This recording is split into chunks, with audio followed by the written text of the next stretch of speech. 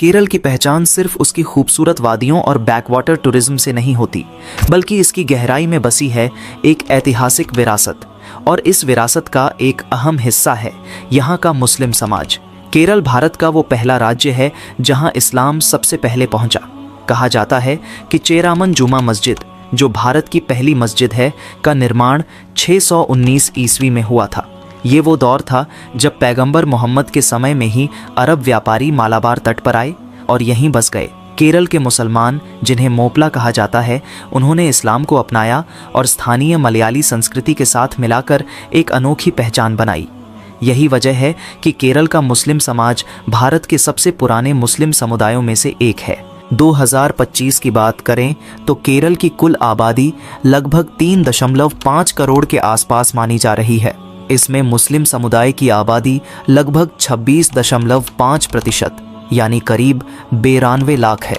केरल के मुसलमान ज़्यादातर मालाबार क्षेत्र जैसे कोझिकोड, मलप्पुरम, कासरगोड और कन्नूर ज़िलों में बसे हुए हैं। खासकर मलप्पुरम ज़िला, जो आज भी भारत के सबसे बड़े मुस्लिम बहुल ज़िलों में गिना जाता है, यहाँ मुसलमानों की आबादी 70% से ज़्यादा है। यहाँ के मस्जिदों की बात करें तो केरल में 10,000 से ज़्यादा मस्जिदें हैं, जिनमें से कई सदियों पुरानी हैं, जिनमें सबसे मशहूर है चेरामन जुमा मस्जिद, जो भारत की सबसे पुरानी मस्जिद मानी जाती है। कहा जाता है कि यह मस्जिद 7वीं सदी में बनवाई गई थी। इस मस्जिद में आज भी नमाज अदा की जाती है और ये केरल के मुस्लिम इतिहास की जीती जागती मिसाल है। इसके अलावा कोडुंगल्लूर, बेपुर मस्जिद और पलयम जुमा मस्जिद जैसी ऐतिहासिक इमारतें इस्लामिक आर्किटेक्चर का बेहतरीन उदाहरण हैं। यहाँ की मस्जिदों में केरल की पारंपरिक वास्तुकला देखने को मिलती है।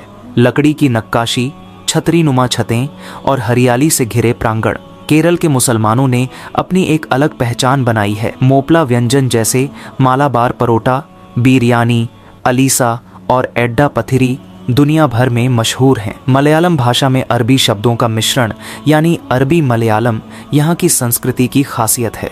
रमज़ान के महीने में केरल के शहरों और गांवों में जो रौनक होती है वो दिल छू लेने वाली होती है। इफ्तार के वक्त बाज़ारों में हलवा, बिरयानी और पझमपोरी, केरल का खास पकवान की खुशबू फैल जाती। ईद के मौक़ों पर यहाँ के मैदानों में हज़ारों की तादाद में लोग एक साथ नमाज अदा करते हैं और सभी मजहबों के लोग एक दूसरे को मुबारकबाद देते हैं।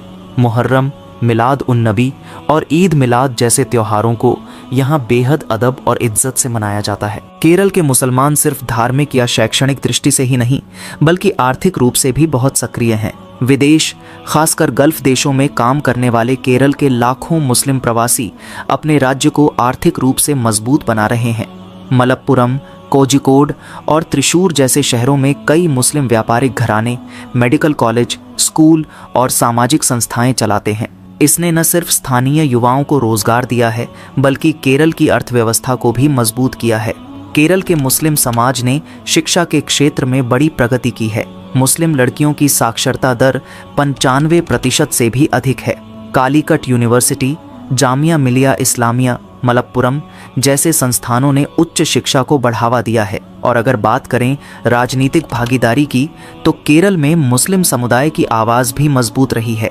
इंडियन यूनियन मुस्लिम लीग जैसे दलों ने कई दशकों से यहाँ के मुस्लिम समाज का प्रतिनिधित्व किया है। विधानसभा से लेकर पंचायत स्तर तक मुस्लिम समाज की भागीदारी बराबर बनी हुई है। महिलाओं की शिक्षा, हिजाब के अधिकार, स्वास्थ्य और सामाजिक न्याय जैसे मुद्दों पर यहाँ खुलकर बहस होती है और समाज लगातार आगे बढ़ता नजर आता है। तो ये थी केरल की मुस्लिम आबादी से जुड़ी कुछ दिलचस्प बातें।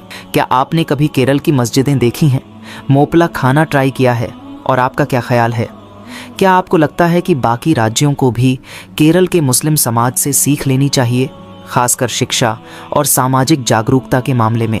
अगर आपको ये वीडियो पसंद आया हो तो लाइक, शेयर और सब्सक्राइब ज़रूर करें। आगे आप किस राज्य पर वीडियो चाहते हैं, हमें कमेंट में बताएं।